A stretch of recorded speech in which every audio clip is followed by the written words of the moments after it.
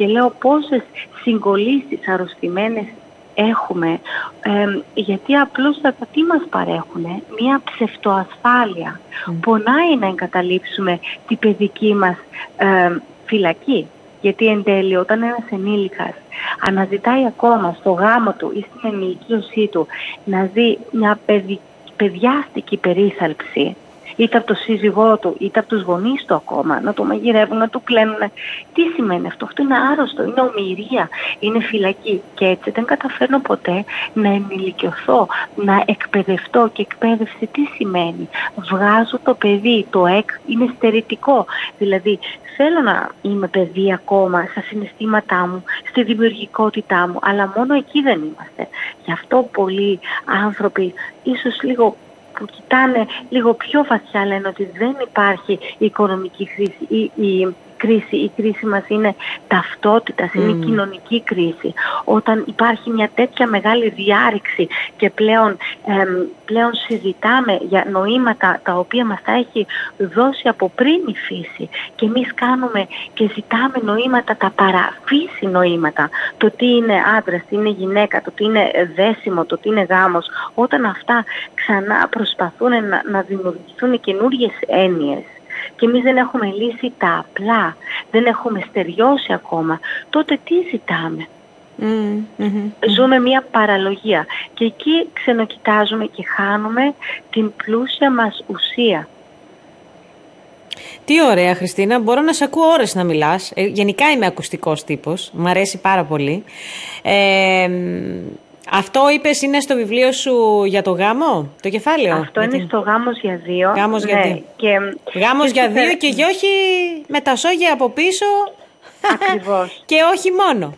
Έτσι. Και βέβαια υπάρχει και το φαινόμενο, όχι μόνο ότι ο τρίτος, γιατί όλοι γελάνε με τον τίτλο Γάμος για δύο και ακούγεται ρομαντικότατο και αυτονόητο, ακούγεται λίγο σαν dinner for two, φαγητό, τραπέζι, δείπνος για δύο. Εδώ δεν μιλάμε μόνο για το τρίτο άτομο που μπορεί να χωθεί σε ένα γάμο και να αρχίσει να υπονομεύει τη βούληση του ζευγαριού. Εδώ μιλάμε και για μια αυτονύμφευση. Υπάρχει και ως φαινόμενο, έτσι. Αυτονύμφευση, για πες. Υπάρχει το 2012, ήταν νομίζω που πρώτη φορά εμφανίστηκε αυτό το φαινόμενο στο Κιώτο της Ιαπωνίας, όπου δόθηκε από μια εταιρεία διοργάνωσης γάμων η δυνατότητα να μπορεί κάποιος να παντρευτεί τον εαυτό του και να μπορέσει για τις φωτογραφίσεις να νοικιάσει μάλιστα και έναν ψευτοσύζυγο για να ποζάρει και να κάνει οτιδήποτε κάνει και ένα νεόνυμφο ζευγάρι. Να πάει ένα ταξίδι του μέλιτος, να κάνει τη φωτογράφηση, να φορέσει το νηφικό ή το γαμπριάτικο κουστούμι, αναλόγως τι φύλο θέλει να είναι, γιατί πλέον αυτό πρέπει να λέμε. Είμαστε τόσο τραγικοί και εδώ στην Ελλάδα που πλέον αμφισβητούνται και τα φυσικά. Έτσι λοιπόν δημιουργήθηκε το φαινόμενο αυτό στο βωμό του χρήματος, της αυτονύμφευσης, που μπορώ να παντρευτώ τον εαυτό μου και φυσικά εμπνευσμένο είναι αυτό από ένα σενάριο από το serial το αμερικάνικο Sex and the City, το οποίο πολλοί γνωρίζουν και το κοιτούζαμε και μανιακά, στο οποίο η πρωταγωνίστρια για να μαζέψει να συλλέξει ένα μεγάλο ποσό χρημάτων για να αγοράσει τα αγαπημένα της γοβάκια μιας επώνυμης εταιρείας αμερικάνικης, έφτιαξε ένα γάμο όπου θα παντρευόταν αυτό το ζευγάρι με τα παπούτσια. Έτσι λοιπόν το φαινόμενο της αυτονύμφευσης, ναι, είναι κάτι ίσως σπάνιο, το οποίο δεν γνωρίζουμε, αλλά είναι τραγικό όταν συλλαμβάνω τον εαυτό μου, όταν συμβαίνει στον ίδιο μου το γάμο, όταν εγώ παντρεύομαι τον εαυτό μου και δεν συζώ, δεν είμαι ένα με το σύζυγό μου, αλλά χρησιμοποιώ τον άλλον για να βιώνω τα δικά μου τα γούστα, τα δικά μου τα θελήματα. Αυτό είναι το τραγικό. Και ποιος θα με βοηθήσει εμένα να ανοίξω τα φτερά μου και να αγαπήσω το έτερο, έτσι ώστε μέσα από τη διαφορετικότητα του άλλου, όχι του φίλου, τη διαφορετικότητα του άλλου, την προσωπικότητα του άλλου που είναι τόσο διαφορετικός από μένα, και εγώ να ζήσω μέσα από αυτή τη διαφορετικότητα και να ανοίξω εγώ τα φτερά μου αντί να ζητάω συνέχεια από τον άλλο να είναι σαν εμένα. Γιατί αυτό δεν προσπαθούμε να αλλάξουμε, αυτό προσπαθούμε, γι' αυτό παντρευόμαστε και τα παιδάκια μας. Γιατί είναι πολύ πιο εύκολο για μια Ελληνίδα μάνα, κρύβεται και πίσω από το πέπλο της κοινωνικής ομοφωνίας που λέει γίνε θυσία για το παιδί σου. παντρευόμαστε τα παιδιά μας αιμομυκτικά, γιατί είναι πολύ πιο εύκολο να τα κάνουμε σαν τα μούτρα μας, αντί να αγαπήσουμε το σύζυγό μας που μπορεί να μας πάει τα νεύρα, να μην κάνει αυτό που του λέμε. Και εμείς οι γυναίκες έχουμε μία πυγμή, έχουμε μία έτσι δύναμη και γινόμαστε παρεμβατικότατες, όχι παρεμβατικές. Ευνοχίζουμε το σύζυγό μας. Ευνοχίζουμε το σύζυγό μας. Δεν προσπαθούμε αυτή τη δύναμη να την βγάλουμε ακόμα και στο συζυγικό κρεβάτι. Ναι, έχουμε ανεραστία σε αυτή τη χώρα και σε αυτή την πόλη που θεωρείται η Θεσσαλονίκη, η πόλη του έρωτα, και βλέπω ανθρώπους που ήμασταν μόνοι ακόμα πριν από δεκαετίες και τους βλέπω ακόμα σαν γέρους λύκους να κρέμονται στα μπαρ και να ψάχνουν ακόμα το έτερο νήμιση. Μέχρι πότε? Και ούτε βάζω τον εαυτό μου απ' έξω, γιατί όταν είσαι μέσα στο γάμο, όλοι οι λογαριασμοί που έχεις ανοίξει στα νεανικά σου χρόνια, όλα τα λάθη τα πληρώνεις μες στο γάμο. Γιατί είπαμε, ο ναρκισσισμός είναι ο μεγαλύτερος εχθρός του ανθρώπου μέσα στο γάμο, όχι κάποιος άλλος. Μάλιστα. Όταν απατήσουμε, όταν κάνουμε λάθη, το πούμε ψέματα, όλα αυτά διορθώνονται όταν έχουμε μια κοινή βέβαια βάση και αναφορά στο γάμο, το μυστήριο του γάμου, το Χριστό. Γιατί ο γάμος δεν είναι τίποτα άλλο από ένα μυστήριο, και είναι μυστήριο το μέγα, όπως λέει και ο Απόστολος Παύλος. Ένα σύμφωνο συμβίωσης δεν είναι το ίδιο, γιατί απλά δεν έχει χάρη. Εδώ μιλάμε για μυστηριακά πράγματα, και όποιος το αμφισβητεί αυτό και την Εκκλησία, και δεν είναι της Εκκλησίας η γνωστή πρόταση, εγώ δεν είμαι της Εκκλησίας, άλλα θέλει να πει ο άλλος, αλλά λέει αυτό γιατί θέλει να πει ότι είναι μοντέρνος, ότι δεν ξέρουμε πολλές φορές τι λέμε. Ας κοιτάξουμε στην αρχαιότητα. Η Ελλάδα μας είναι τέλεια στις μοιήσεις, στα στάδια αποχωρισμού. Είχαμε και έχουμε για τα πάντα τελετές μεταβίβασης. Τώρα η μεταβίβαση τι είναι? Μια μεταβίβαση σε ένα τραπεζικό λογαριασμό. Έχουμε φύγει τόσο εκτός, έχουμε χρησιμοποιήσει και καταχραστεί τόσο πολύ τη γλώσσα που λέμε για τράπεζα, και κανένας δεν σκέφτεται την Αγία Τράπεζα, την τράπεζα του σπιτιού, που όλοι τρώμε πλέον στο όρθιο και τρώμε στο πόδι και πίνουμε καφέ στο πόδι και στο χέρι. Φαγητό στο χέρι. Η τράπεζα, η μεταβίβαση, η ένωση, όλα αυτά είναι άλλοι όροι, είναι αυτά που μας ενώνουν και αυτά που μας δίνουν, μας χαρίζουν μια ταυτότητα και μια στερεότητα. Με τόσα χαοτικά πράγματα που συμβαίνουν στη μικρή μας την Ελλάδα, δεν είναι ένα θαύμα λοιπόν ότι εμείς επιβιώνουμε ως κράτος? Και θα επιβιώσουμε. Αυτό είναι το θέμα. Όσο προσπίσμα κάποιον άλλον, που ίσως να μην το θέλουν αυτό, αλλά έχει αυτή την ευλογία αυτός ο τόπος. Αυτή η ευλογία, ακριβώς. Κάποιος φαίνεται να εύχεται για μας. Λίγο παραπάνω από ό,τι αλλού. Αλλά και εμείς δεν καθόμαστε έτσι άπρακτοι. Έχουμε κάθε μέρα την προσευχή, έχουμε κάθε μέρα την ελληνική μας γλώσσα, η οποία είναι αναφορά στα θεία.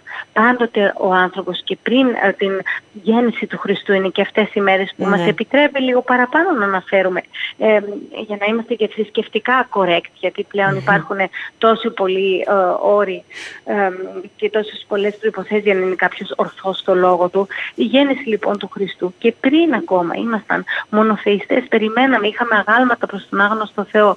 Γεννήθηκε λοιπόν ο Χριστός. Τι σημαίνει για μένα αυτή η γέννηση του Χριστού? Σημαίνει μια μεγάλη αγοροπολισία, ένα μεγάλο εμπόριο? Πρέπει να κοιτάζω ποιος έχει το πιο στολισμένο σαλόνι? Αρνούμε. Και αρνούμε σε αυτές τις επιφανειακές ευχές να μην κοιτάξω πίσω και να μην κοιτάξω και ανθρώπους που χάσαμε, παρά να βλέπω τι μου συμβαίνει εκείνη τη μέρα και τι έχω απλά και μόνο στο τραπέζι. Εγώ αυτές τις μέρες, και πες με μυρολάτρησα, πες με νοσταλγική, πες με καταθλιπτικά, πάντοτε αυτές τις μέρες πονάω. Είναι σαν πόνη παλιή που είναι σφραγισμένη μέσα στο σώμα μου. Πάντοτε θα μου λείπει κάποιος. Και πάντα θα χαίρομαι και για κάποιον που μου έχει φέρει ο Θεός σήμερα, για να μην κλαίω πια.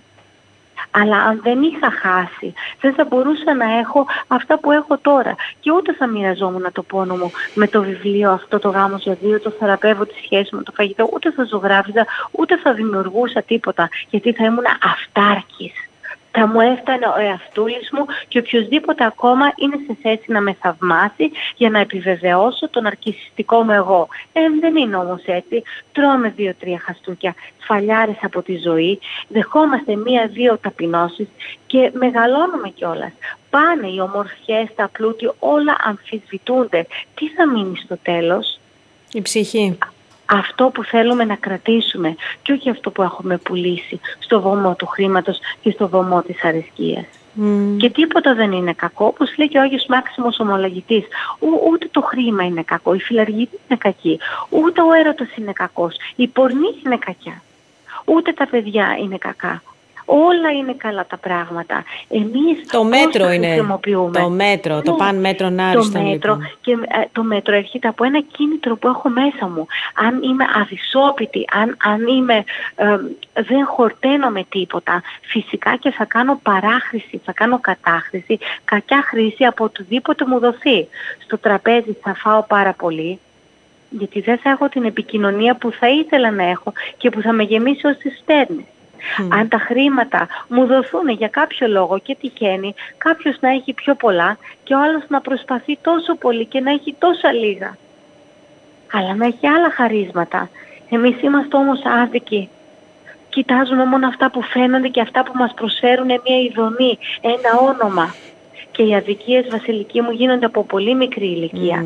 Κοιτάμε τι δουλειά κάνει ο γονιός του άλλου και έτσι συμπεριφερόμαστε πολύ καλύτερα σε ένα παιδάκι. Αυτά όλα μένουν καταγεγραμμένα. Δεν κοιτάμε αν ο γονιός από το ένα παιδάκι είναι προσευχητικός γονιός, αν έχει ταπεινότητα. Κοιτάμε πάνω το αυτόν που φαίνεται. Εδώ έρχεται όμως και η απάτη. Γι' αυτό ξενοκοιτάζουμε. Γιατί άλλοι λαοί φαίνονται από την τεχνολογία τους, από τα φώτα, από τα ακριβά αυτοκίνητα. Τι μας μένει όμως όταν εμείς είμαστε κλεισμένοι στο δωμάτιό μας, στο κελί, σε ένα νοσοκομείο όταν έρθει αρρώστια? Ποιος θα έρθει να με επισκεφτεί? Υπάρχουν δύσκολοι καιροί. Και έξω στις δυτικές χώρες δεν υπάρχει ούτε καν η λέξη φιλότιμο. Όταν λοιπόν αφανίσουμε εμείς την δικιά μας τη γλώσσα, που δεν θα συμβεί αυτό ποτέ των αιώνων, γιατί, όχι γιατί εμείς είμαστε τόσο καλοί και το αξίζουμε, γιατί κάποιος μας αγαπάει υπέρμετρα. Ναι. Ο πατέρας Ανανίας λέει ότι ο Χριστός και η Παναγία κάθονται σταυροπόδι πάνω από την Ελλάδα. Αυτό θα ήθελα έτσι.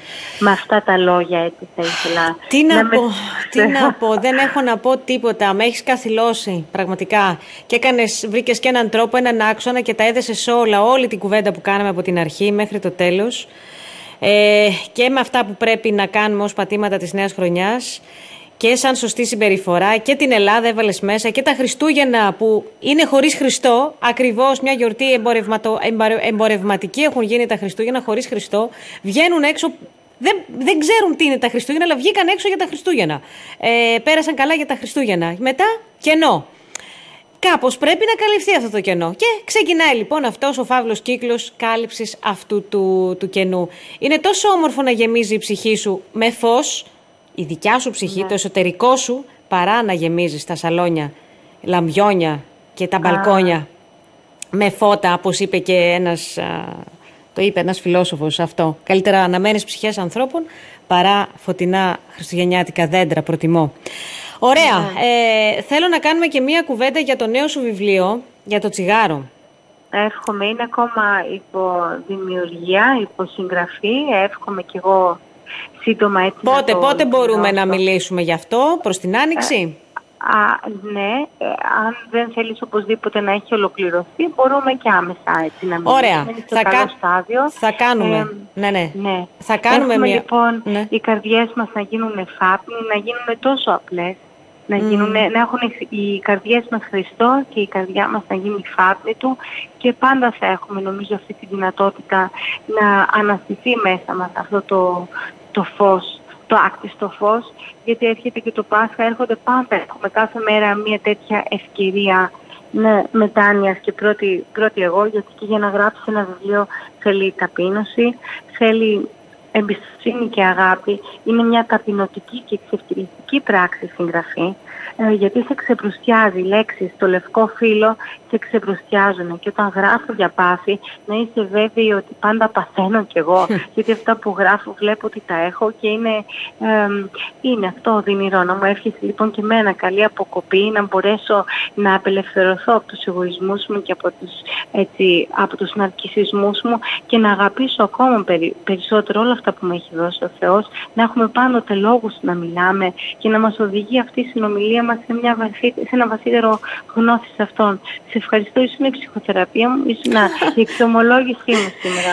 Εγώ σε ευχαριστώ πάρα πολύ και όλος ο κόσμος που μας άκουσε, που βρήκε σίγουρα δικά του στοιχεία μέσα σε όλη αυτή την κουβέντα που θα τον προβλημάτισαν, και θέλω να πιστεύω ότι θα κάνει καλή αποκοπή και θα απελευθερωθεί από ό,τι τον καταδυναστεύει μέσα στη νέα χρονιά. Έστω και λίγο.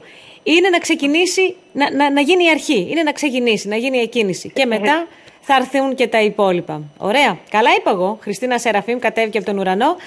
Εδώ για τη δική μας θεραπευτική προσέγγιση και όχι μόνο. Τη θαυμάζουμε βέβαια γιατί τα κάνει όλα αυτά και είναι μητέρα 3 παιδιών. 3, έτσι? Ναι. 3. Το πιο μικρό είναι 6 μηνών, 6-7 μηνών. 7 μηνών. 7 έγιναν νεκτάριος. Μπράβο. Να σας ζήσουν. Καλή μας αποκοπή, Βάσου μου. Καλή αποκοπή, λοιπόν. Καλή αποκοπή. Καλή συνέχεια, θα τα ξαναπούμε. Ευχαριστώ. Με το νέο σου πόνημα, Χριστίνα Σεραφείμ. Σε ευχαριστούμε πολύ. Καλή συνέχεια.